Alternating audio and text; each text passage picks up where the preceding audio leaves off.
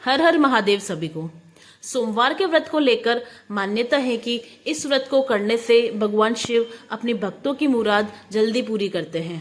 सोमवार का दिन भगवान शिव को समर्पित है, इसलिए इस दिन भगवान शिव की पूजा और व्रत करने का महत्व और ज्यादा बढ़ जाता है। यदि आप सोमवार के व्रत करते हैं तो आपको सोमवार व्रत कथा पढ़ना बेहद जरूरी है, क्योंकि इसके बिना आपका व्रत अधूरा माना जाता है। आइए जानते हैं सोमवार की व्रत कथा। एक बार किसी नगर में एक साहूकार रहता था। उसके घर में धन की कोई कमी नहीं थी, लेकिन कोई संतान न होने के कारण वह बहुत दुखी था। संतान प्राप्ति के लिए वह हर सोमवार को व्रत रखता था और पूरी श्रद्धा के साथ शिव मंदिर जाकर भगवान शिव और माता पार्वती की पूजा करता था। उसकी भक्ति देखकर एक दिन मां पार्वती प्रसन्न होकर भगवान शिव से साहूकार की मनोकामना पूर्ण करने का निवेदन किया। पार्वती जी के आग्रह पर भगवान शिव ने कहा, हे पार्वती, इस संसार में हर प्राणी को उसके कर्मों का फल मिलता है और जिसके भाग्य में जो हो उसे वो भोगना ही पड़ता है। लेकिन पार्वती जी ने साहूकार की भक्ति देखकर उसकी मनोकामना पूर्ण करने की इच्छा व्यक्त की। माता पार्वती के आग्रह पर शिवजी ने साहूकार को पुत्र प्राप्ति का वरदान तो दे दिया, लेकिन उन्होंने बताया कि यह बालक सिर्फ 12 वर्षों तक ही जीवित रहेगा। माता पार्वती और शिवजी की बातें उस साहूकार ने सुन ली थी, इसलिए उसे न तो इस बात की खुशी थी और न ही दुख। वह पहले की ही भांति शिवजी की पूजा करता रहा। कुछ समय के बाद साहूकार की पत्नी ने एक पुत्र को जन्म दिया। जब वह बालक 11 वर्ष का हुआ तो उसे पढ़ने के लिए काशी भेज दिया गया। साहूकार ने पुत्र के मामा को बुलाकर उसे बहुत सारा धन देते हुए कहा कि तुम इस बालक को काशी विद्या प्राप्ति के लिए ले जाओ। तुम लोग रास्ते में यज्ञ कराते जाना और ब्राह्मणों को भोजन दक्षिणा देते हुए जाना। दोनों मामा भांजे इस तरह यज्ञ कराते और ब्राह्मणों को दान दक्षिणा देते हुए काशी नगरी निकल पड़े। इस दौरान रात में एक नगर पड़ा, जहां नगर के राजा की कन्या का विवाह था। लेकिन जिस राजकुमार के साथ उसका विवाह होने वाला था वह एक आंख से अंधा था। राजकुमार के पिता ने अपने पुत्र के अंधे होने की बात छुपाने के लिए सोचा कि क्यों न मैं उसके साहूकार के पुत्र को दूल्हा बनाकर राजकुमारी से विवाह करवा दूं। विवाह के बाद इसको धन देकर विदा कर दूंगा और राजकुमारी को अपने नगर ले जाऊंगा।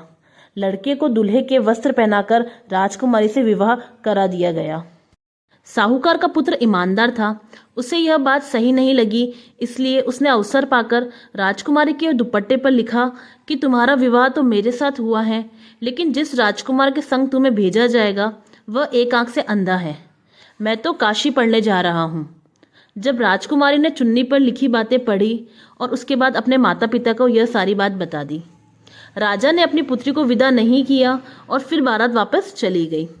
दूसरी ओर साहूकार का लड़का और उसका मामा काशी पहुंच गए और वहां जाकर उन्होंने यज्ञ किया। जिस दिन वो लड़का 12 साल का हुआ उस दिन भी यज्ञ का आयोजन था। लड़के ने अपने मामा से कहा कि आज मेरी तबीयत कुछ ठीक नहीं लग रही है, तो मामा ने उसे कहा कि तुम अंदर जाकर आराम कर लो। शिवजी के वरदान अनुसार कुछ ही देर में उस बालक की मृत्यु हो गई। मृत भांजे को देखकर उसके मामा ने रोना शुरू कर दिया। संयोगवश उसी समय शिवजी और माता पार्वती उधर से जा रहे थे। तभी माता पार्वती ने भोलेनाथ से कहा, हे स्वामी, मुझे इसके रोने की आवाज सहन नहीं हो रही है। आप इस व्यक्ति के कष्ट को अवश्य दूर करें।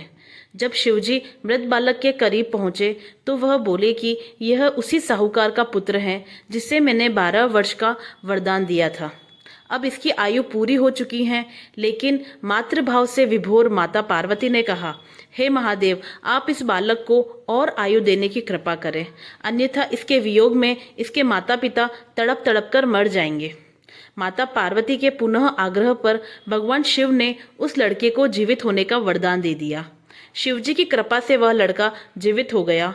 शिक्षा पूरी करके लड़का मामा के साथ अपने नगर की ओर वापस चल दिया।